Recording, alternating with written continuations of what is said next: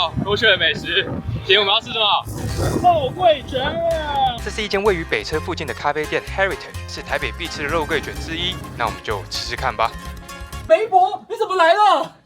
梅伯，我跟你讲，肉桂卷有好几种形式。这年代大家都比较喜欢健康，不喜欢上面淋太多什么枫糖浆之类的。这个很明显就是你知道吗？让你死的那种。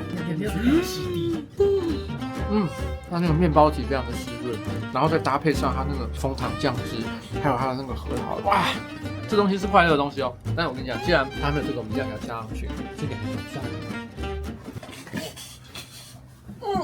是一个你愿意为它而死的甜点。它的这个奶油反而是有点中和它的味道，因为它本身有柠檬、起司之类的，它解掉了那个甜腻，所以它想要你怎么样？你这些会让人心肌梗塞的东西呢，它是不会因为这些酱汁而变得比较少，但是反而因为这些酱汁你想吃的更多，所以你会死得更快。